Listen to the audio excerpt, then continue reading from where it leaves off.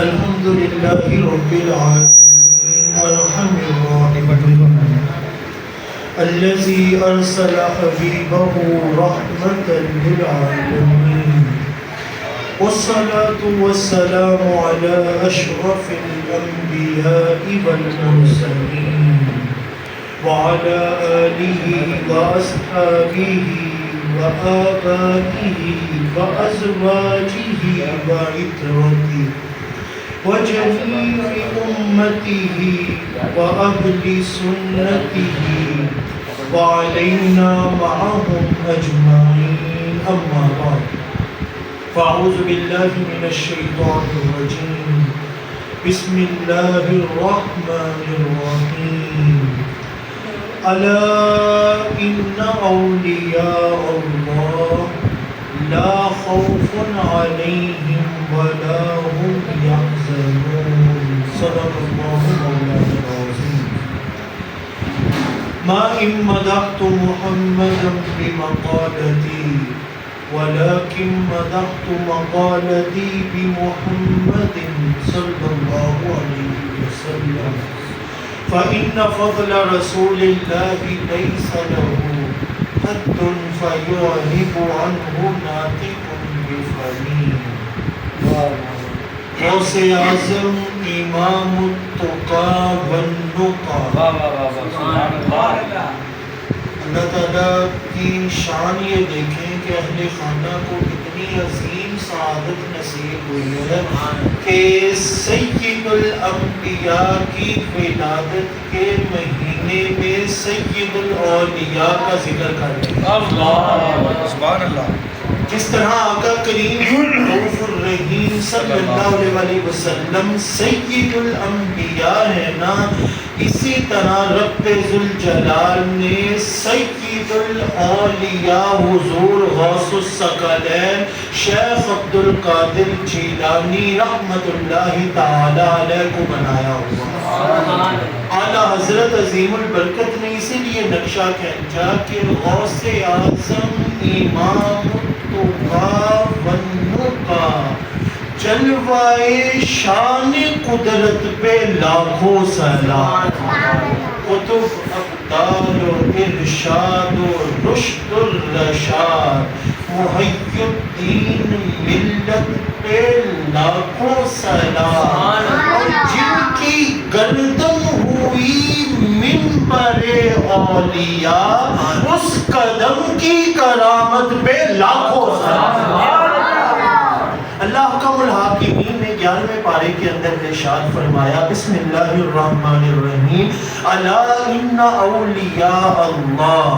اس آیت کریمہ کے آغاز میں رب نے ڈائریکٹ نہیں کہا اولیاء اللہ کا، نہیں اعلیٰ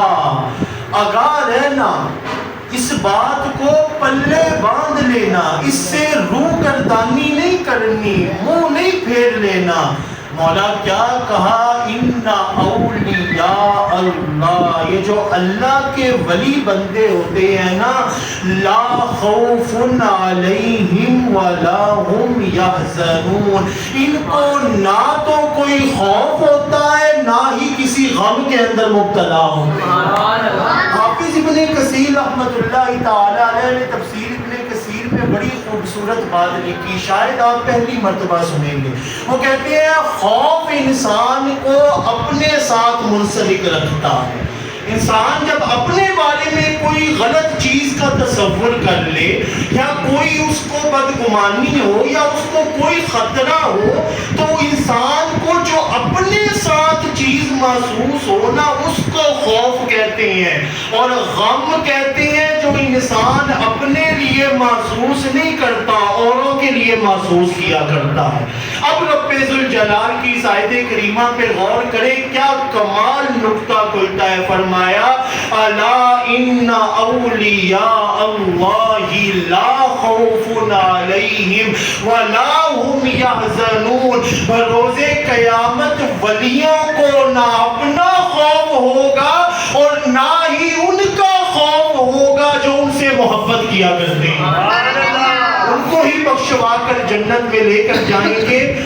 اے فیض اللہ والے ادا پئی دنیا کلمہ پڑھ دیئے وہ جیڑی بیڑی سائیاں والی ہے وہ باور دے وچ نہ اڑ دیئے وہ اسی منن والے ولیاں دے اسی فیض اونا دا پانے اسی خواجہ دادا باہو دے دربار دا لنگر کھانے اسی مکیوں واپس نہیں آندے اسی توڑ مدینے جانے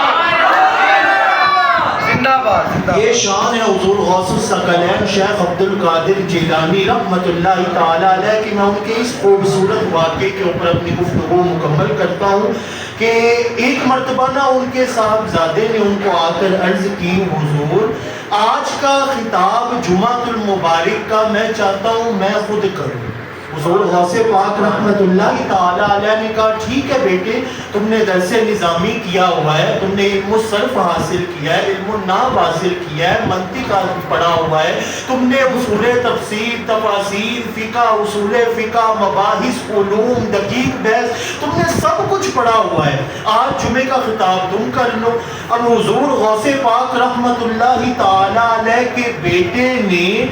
گھنٹے کے خطاب میں کوئی قرآن کی آیت ہی نہیں چھوڑی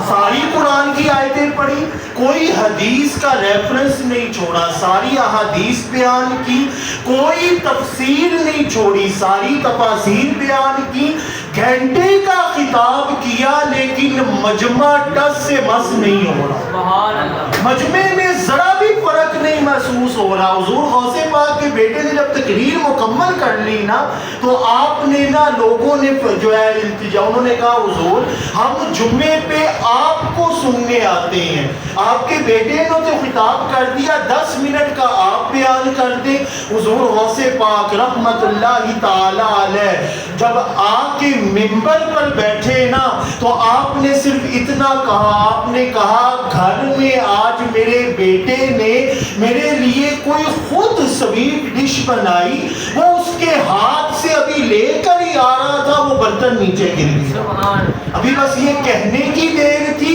حضور غوث پاک رحمت اللہ تعالی علیہ اتنا کہنا تھا مجمع نے سبحان اللہ ماشاء اللہ کے نعرے لگانا شروع کر دیا اب بیٹے نے کہا خطاب کے بعد جمعۃ المبارک کے بعد کہا بابا جان میں نے گھنٹے کا خطاب کیا مجمع ٹس سے مس نہیں ہوا آپ نے گھر کی ایک چھوٹی سی کہانی بتائی لوگ سبحان اللہ کہنے لگ گئے حضور غوث پاک کے اس جملے کے اوپر نسل قربان انہوں نے کہا میرے بیٹے جب تم خطاب کر رہے تھے نا تو تم بول رہے تھے جب میں خطاب کرتا ہوں تو میں نہیں بولتا بلکہ خدا بولا کرتا ہوں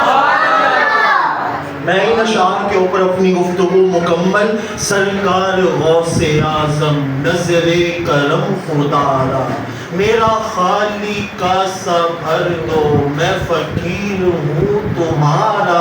میری خالی جھولی بھر دو ورنہ کہے گی دنیا غوث الورا کا منگتا پھرتا ہے مارا